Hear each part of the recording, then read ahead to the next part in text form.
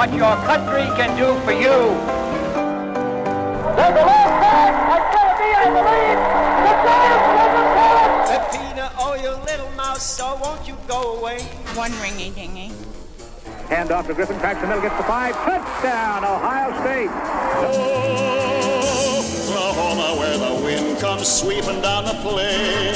I'm interested to know, Gracie, who's your choice? Need you ask, George? Time now for spinning my dad's vinyl. Here with all his skips, scratches, and pops is my dad, Frank Vaccarello. Thanks, sweetie.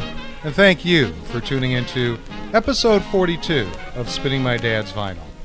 In this episode, we turn to the waltz. Despite my dad's real love of Dixieland, other jazz music, and all things Rat Pack, I think he really collected beautiful music like this so he could dance with my mom.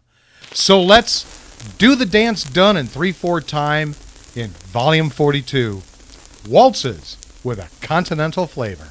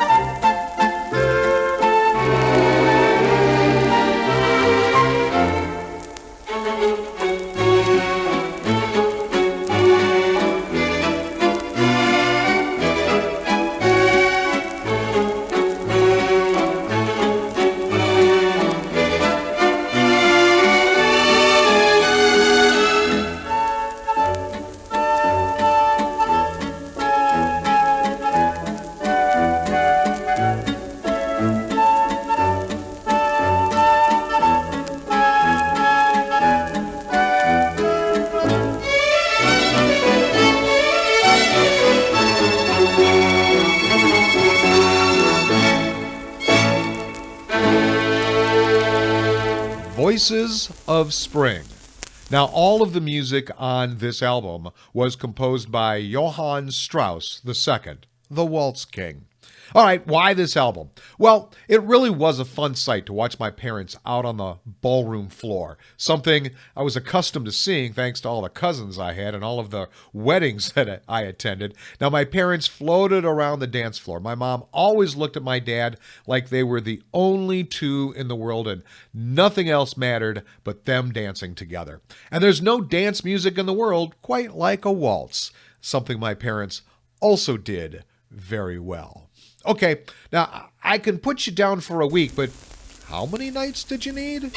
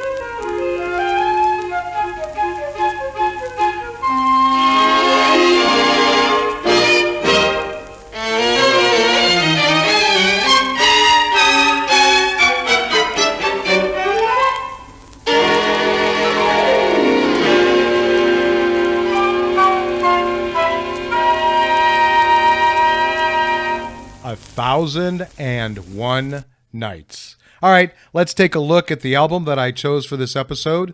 Kurt Weininger and the Vienna Baroque Orchestra, Waltzes with a Continental Flavor. It's on the Design Records label, number DLP41. It's a vinyl LP album format. It was released in 1957.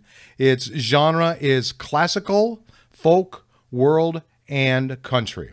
All right, I'm going to read some of the liner notes here. Have you ever been to Vienna? Here is a gay city. A city that is steeped in the glory, the warmth, and the ebullient feeling that typifies the waltzes of Strauss. There's a magic name, Johann Strauss.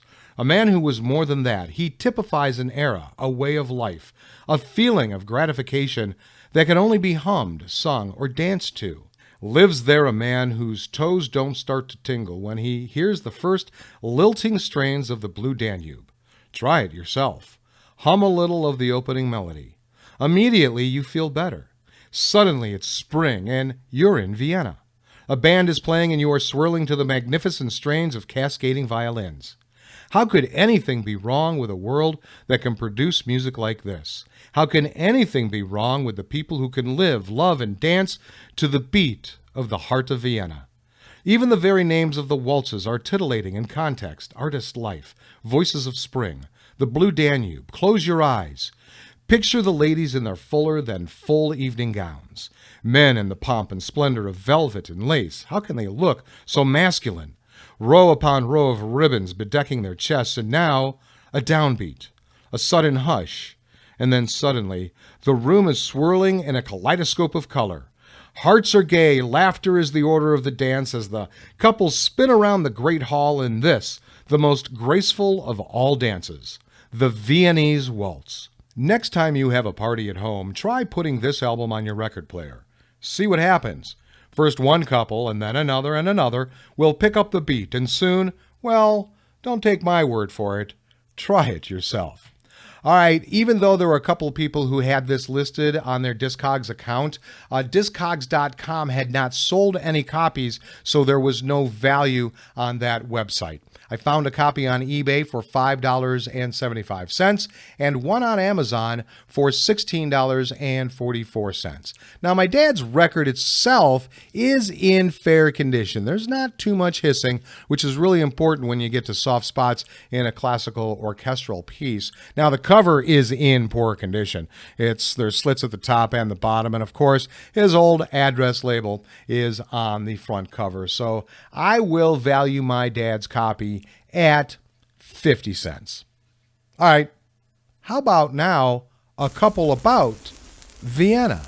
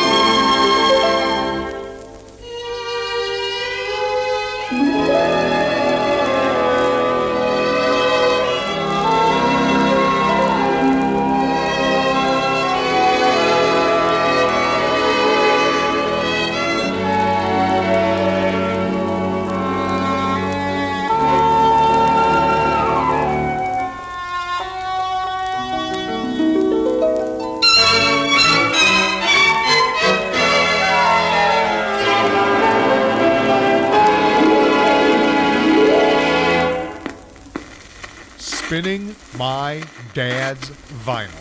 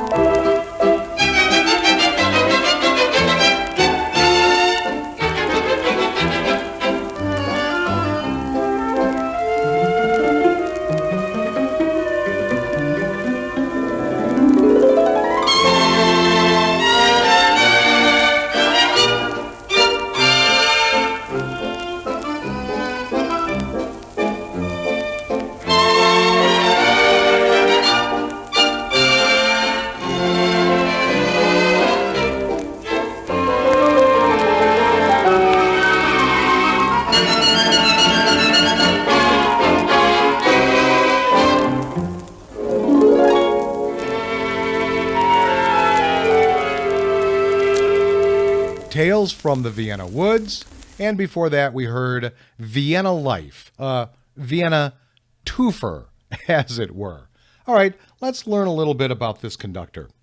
Kurt Weininger was born in Vienna in 1918. The city was in the aftermath of war, and Kurt's father had returned from the front a cripple for life. Kurt worked his way through the Vienna School of Music, where he graduated at the top of his class. He then spent 7 long, heartbreaking years as a clerk in a downtown Vienna department store in order to make enough to support his mother and his ailing father. Then, just after his 25th birthday, Kurt got a job filling in for Gerhard Blom at the Platz von Regendorf. Blom had taken ill and was recuperating in Lucerne, Switzerland. When he returned and heard the job that Kurt was doing with his orchestra, he immediately formed another orchestra, arranged to have it booked into a local hotel and placed Kurt at its helm. Kurt conducted for Blom for 9 years. In 1952, he started his own orchestra, calling it the Viennese Baroque, and has since become one of the national favorites. Now, I had to use the liner notes for that because I was able to find nothing else on Kurt at all, not even on Wikipedia. So that's what I had to use. But let's learn a little bit about Johann Strauss II. He was born Johann Baptist Strauss on October 25, 1825, also known as Johann Strauss Jr., the Younger, the Son. He was an Austrian composer of light music, particularly dance music and operettas. He composed over 500 waltzes, polkas, quadrilles, and other types of dance music, as well as several operettas and a ballet. In his lifetime, he was known as the Waltz King and was largely responsible for the popularity of the waltz in Vienna during the 19th century. Some of Johann Strauss's most famous works include the Blue Danube, Kaiser Waltz or Emperor Waltz, Tales from the Vienna Woods, and a few others I'm not even going to try to pronounce. Strauss was born into a Catholic family in St. Ulrich near Vienna to the composer Johann Strauss I and his first wife, Maria Anna Streim. His father did not want him to become a musician, but rather a banker. Nevertheless, Strauss Jr. studied the violin secretly as a child with the first violinist of his father's orchestra. When his father discovered his son secretly practicing on a violin one day, he gave him a severe whipping, saying that he was going to beat the music out of the boy. It seems that rather than trying to avoid a Strauss rivalry, the elder Strauss only wanted his son to escape the rigors of a musician's life. It was only when the father abandoned his family for a mistress that the son was able to concentrate fully on a career as a composer with the support of his mother. Strauss was admired by other prominent composers. Richard Wagner once admitted that he liked the waltz, Wine, Woman, and Song and Richard Strauss, when writing his Rosenkavalier waltzes, said in reference to Johann Strauss, "How could I forget the laughing genius of Vienna?" Strauss was diagnosed with pleuropneumonia, and on June 3, 1899, he died in Vienna at the age of 73. And now, for a bouquet of my mom's favorite flowers.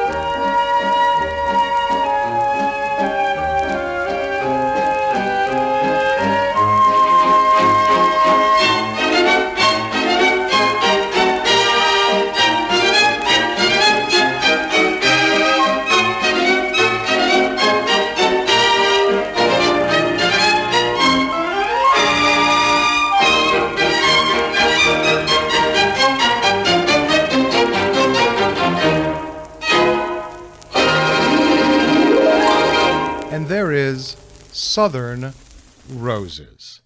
Time now for this episode's interesting side note, and it has to do with Strauss Jr.'s intense rivalry with his father. Johann Strauss's the first influence over the local entertainment establishments meant that many of them were wary of offering the younger Strauss a contract for fear of angering the father. Strauss Jr. was able to persuade Daumeyer's Casino in Heitzing, a suburb of Vienna, to allow him to perform. The elder Strauss, in anger at his son's disobedience and at that of the proprietor, refused to ever play again at Daumeyer's Casino, which had been the site of many of his earlier triumphs.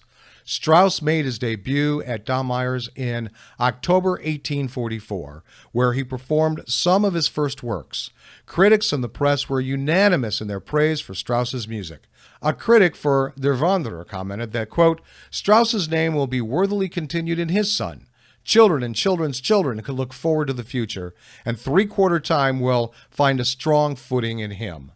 Despite the initial fanfare, Strauss found his early years as a composer difficult, but he soon won over audiences after accepting commissions to perform away from home. Strauss Jr. eventually attained greater fame than his father and became one of the most popular waltz composers of his era. And now for another of the tunes mentioned in Strauss's bio.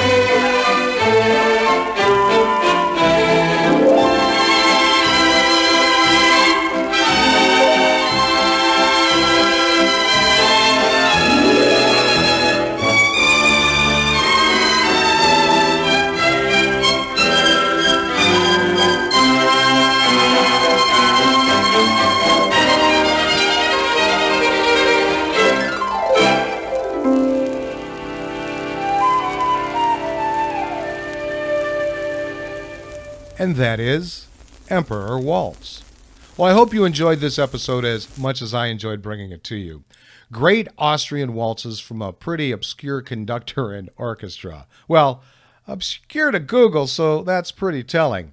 And just to let you know, I kept my eyes closed during the music just to watch my parents dancing. So, now let's finish up with one of the most popular waltzes around.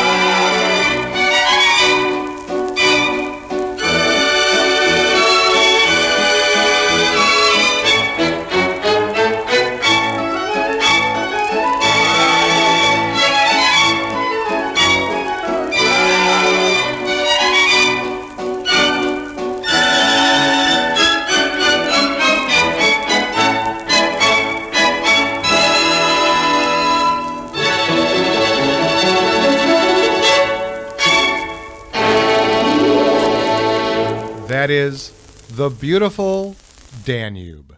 And there you have selections from Kurt Weininger and the Viennese Baroque Orchestra. So thanks for tuning into Volume 42, Waltzes with a Continental Flavor, however you did. If you want more information about this podcast, head over to spinningmydadsvinyl.com.